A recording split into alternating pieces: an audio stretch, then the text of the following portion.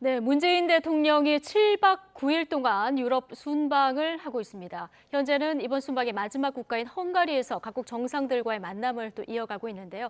이번 순방의 성과와 뒷이야기 청와대 박수현 국민소통수석 모시고 짚어보겠습니다. 어서 오십시오. 안녕하십니까? 예, 대통령 일정이 워낙 바쁘시다 보니까 청와대 수석님들도 덩달아 바쁘신 것 같습니다. 네, 그렇습니다. 자, 유럽에서 7박 9일 바쁜 일정이 지금 진행되고 있는데요. 자, 문재인 대통령 이탈리아와 영국에 이어서 마지막 일정으로 헝가리로 이동했습니다. 2년 전 우리 국민 20여 명이 숨진 선박사고 추모 공간을 찾았는데요. 먼저 현장에서 어떤 이야기들이 나왔는지 듣고 오시겠습니다. Magyar és egy korai művészközös munkája. Engedje meg, hogy újra kifejezzem együttérzésemet a áldozott családtagoknak. 많은 헝가리 국민들이 함께 걱정을 해주시고 또 애도를 해주셨습니다. 또한 그렇게 영원히 그분들을 위해서 주의 동안까지 기도를 해주시게 되어서 감사드립니다.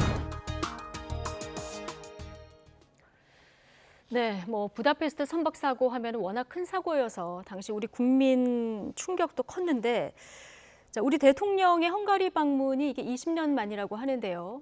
양국 간에 최근에 조금 의미가 있는 장소를 찾으셨어요. 그렇습니다. 그 김대중 대통령께서 20년 전에 헝가리를 방문하신 이후로 20년 만인데 그 첫 일정으로 2019년 5월 29일 날 우리 많은 국민이 희생됐던 다뉴브강의 유람선 사고 그 추모 공간을 찾으셨습니다. 당연한 것이고요.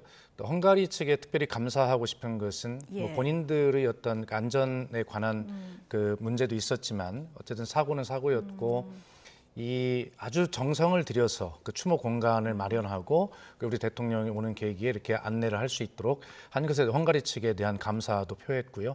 우리 대통령의 마음이 가시기 전부터 이 추모 공간을 찾는 것에 대해서 각별한 그런 마음을 가지고 계셨습니다. 예. 자, 헝가리 가시기 전에 여러 가지 일정들을 많이 소화했는데 대통령의 행보와 발언을 쭉 종합해서 봤을 때 키워드를 뽑으라면은 북한이 아닐까 싶습니다. 첫 번째, 이제 교황과의 단독 면담도 굉장히 인상 깊었는데 여기서 이제 철조망 십자가 선물도 있었고요. 자, 우리나라 대통령이 교황을 2번 만난 건 처음이라면서요? 예, 그렇습니다. 2018년에 이어서 2번을 만나게 되었고 지금 앵커께서 말씀하신 대로 저는 이번 전체 순방의 키워드를 그렇게 규정을 해보라고 그러면 평화 외교이고요. 평화 외교. 예, 그다음에 그 캅 26에서 그 탄소 감축 목표 NDC 40%를 제시했지 않습니까? 우리 경제와 국민의 삶에 굉장히 큰 전환점이 될 아주 중대한 일인데 보면 기후 환경 외교이고요.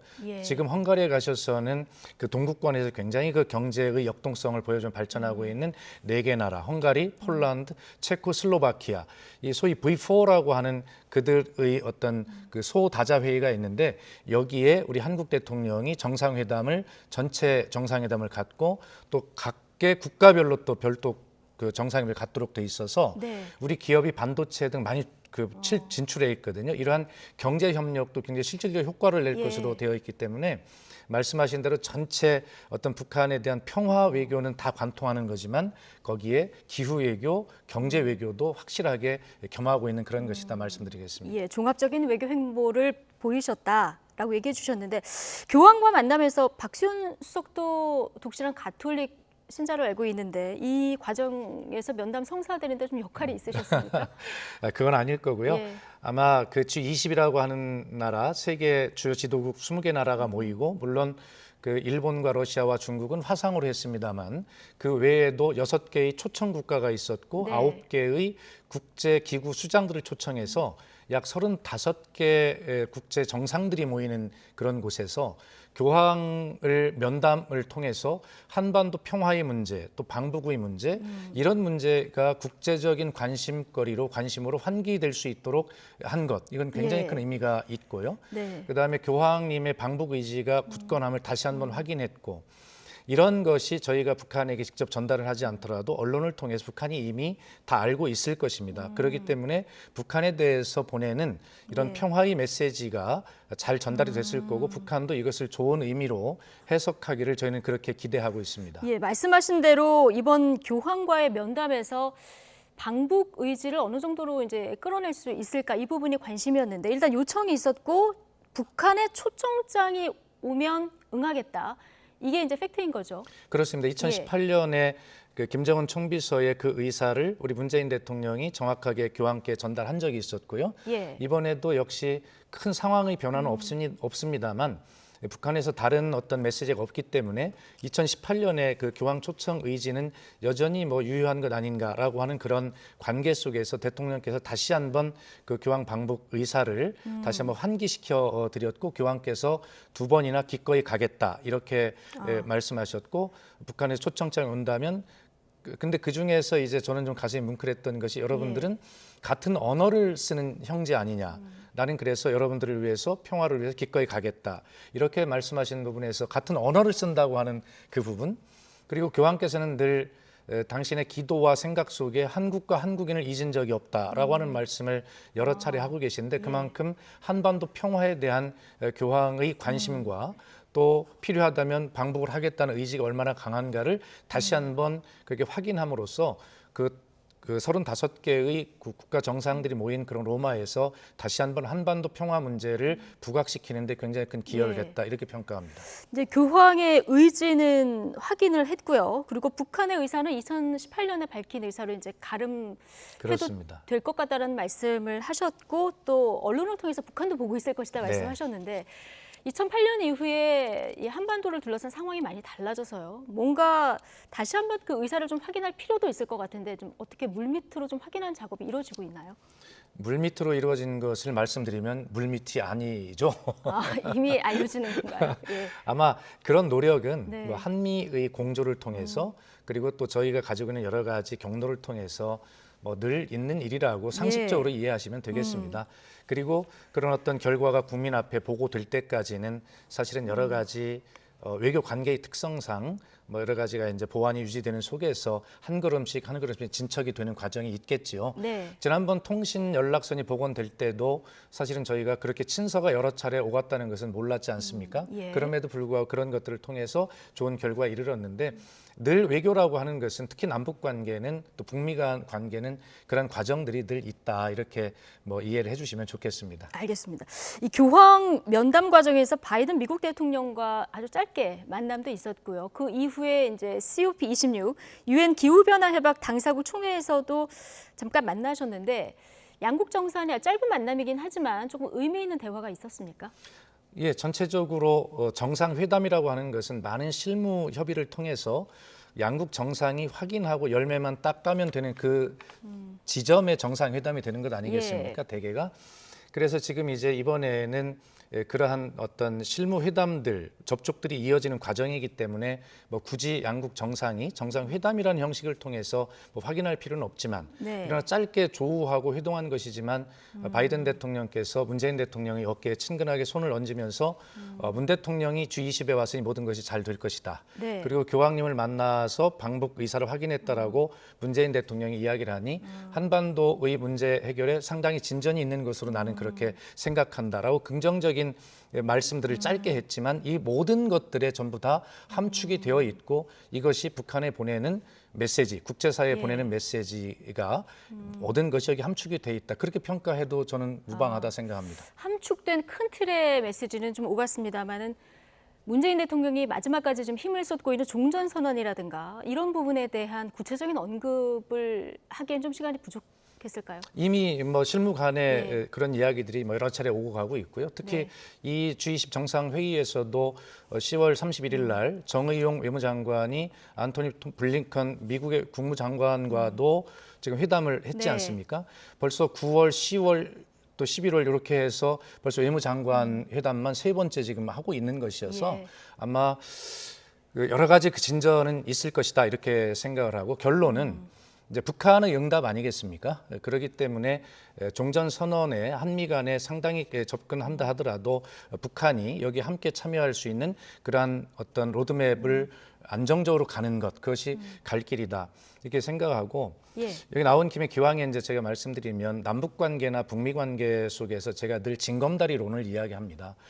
어떤 큰 강을 건너야 한반도 평화라고 하는 저 강 너머에 도착하는데 한 걸음에 뛰어넘을 수는 없습니다. 튼튼한 징검다리를 여러 개 놓아야만 갈 수 있는 길입니다. 예. 이제 통신 보고 연락선의 복원이라고 하는 이제 튼튼한 징검다리 하나가 겨우 놔졌을 뿐이고 예. 그 다음 징검다리는 무엇을 놓을 것인가는 지금 많은 이러한 실무 접촉과 분위기 조성과 이런 것들을 통해서 또 하나를 놓게 될 것입니다. 네. 그렇게 어떤 것을 목표로 해놓고 가는 것이 아니라 하나하나 가다 보면 어딘가에 도달하게 될 것이고 그것이 비록 문재인 정부 안에 남북 정상회담이나 뭐 이런 곳에 이르지 못한다 하더라도 다음 정부가 누가 됐든 간에 더 진전할 수 있는 튼튼한 징검다리 하나쯤을 더 놓는 것, 그것이 지금 저희가 이 문제에 접근하는 그런 진지한 태도다라는 말씀을 꼭 좀 드리고 예, 싶습니다. 다음 정부에서도 필요할 징검다리를 하나하나 놓아가고 있는 작업이다. 예, 그런 마음입니다. 예. 자, 박수성님 모시기 전에 저희가 잠시 기사에서도 봤습니다마는 기시다 총리와의 정상회담. 근데 뭐 불발됐습니다. 뭐 여기에 대해서는 아예 유럽 순방 가실 때부터 크게 뭐 염두에 두시지는 않은 건가요? 글쎄 이제 대개 지금까지 이제 언론의 관심은 이제 기시다 총리 또 바이든 대통령 그래서 만남이 정상회담이 되느냐 안 되느냐 관심이 있고 또 뭐 당연합니다만 저는 이 기회에 좀 제안을 하고 싶은 것이 뭐 굳이 왜 그것을 불발이라고 표현을 언론에서 하는지 좀 그것을 좀 프레임을 바꿨으면 좋겠습니다. 다자회의의 본질에 집중해야 되는 것이고 지금은 이슈들이 워낙 글로벌 이슈 아닙니까? 코로나 팬데믹의 문제 그리고 지금 그 외에도 여러 가지 어떤 전체적인 기후 위기에 대응해야 되는 문제라든가 그다음에 질병, 기아 이런 문제들이 또 경제 문제, 공급망 문제 워낙에 그런 글로벌 이슈들인데 그런 것을 해결하기 위한 글로벌 다자회의에 가서 꼭 남북 문제를 둘러싼 또 일본 문제를 둘러싼 이 주변 사강 외교 문제를 자꾸 그거에 집중하는 것은 이 다자회의의 특성과 본질을 네. 좀 어떤 흐리게 하는 예. 그런 것이다. 그래서 이번에 뭐 만남이 이루어졌으면 좋겠지만 다 만나실 때가 있을 것이고 그 길을 향해서 가고 있습니다. 알겠습니다. 다자회의 중요한 일정 중에 하나였던 COP26 이 관련한 얘기도 좀 해보겠습니다. 기후 위기에 대응하고자 모인 이제 모임인데, 자 대통령 기조연설에서도 북한이 등장했거든요. 이제 워딩을 보면 남북 산림 협력으로 한반도 온실가스를 감축하겠다. 자 이런 메시지인데, 자 이건 뭐 북한 문제, 기후 문제 두 가지를 좀 겨냥한 해법인 것 같습니다. 예, 바로 보신 것 같습니다. 예. 아마 북한과의 산림 협력은 이미 2018년 이후로 이루어지고 있는 중입니다. 현재도. 그러면서 다시 한번 제안하시고 강조를 하신 건데요. 지금 현재 상태에서 우리가 가장 할 수 있는 것, 예. 실현 가능성이 있는 것, 이런 것들부터 출발을 해야 되지 않겠습니까? 이 산림 협력이라는 것은 저희도 이번에 그 탄소 감축 목표를 2018년 대비 2030년까지 40%를 하겠다라고 하는 매우 도전적인 네. 의욕적인 목표를 제시했는데 달성하기가 굉장히 어려운 목표입니다. 예, 너무 목표를 높게 잡은 거 아니냐 네. 이런 지적도 있는데요. 그런데 이제 그것은 하지 않으면 안 될 아주 국가의 생존이 걸린 문제이기 때문에 예. 어려워도 해야 되는 문제이고요. 이 문제가 그 영국과 유럽은요. EU는 1990년에 탄소 배출을 정점으로 보고 2030년까지 줄여나가니까 네. 우리보다는 여유가 있는 것인데 우리는 탄소 배출에 대비를 하지 못했어요. 그동안에. 예. 2013년에 전 세계는 탄소 배출을 줄이고 있는데 우리는 석탄 발전소를 무려 8개나 2013년에 새로 건설하는 네. 이러한 세계 흐름과 역행을 해왔습니다. 예. 그래서 우리를 기후 악당이라고 세계가 불러왔지 않습니까? 예. 그렇기 때문에 우리는 이 탄소 배출이 정점이 2018년에서 30년까지 짧은 시간에 그 목표를 도달해야 되기 때문에 굉장히 가파르게 부담을 갖고 있는 것입니다. 그런데 그 중에서는 우리 산업계가 부담이 많은데 우리가 그 해외 이런 데 조림 사업 같은 걸 많이 예. 하지 않습니까? 그런데 나무를 심는다는 것은 탄소를 흡수하는 것이거든요. 예. 이것 역시 탄소를 줄이는 중요한 일이거든요.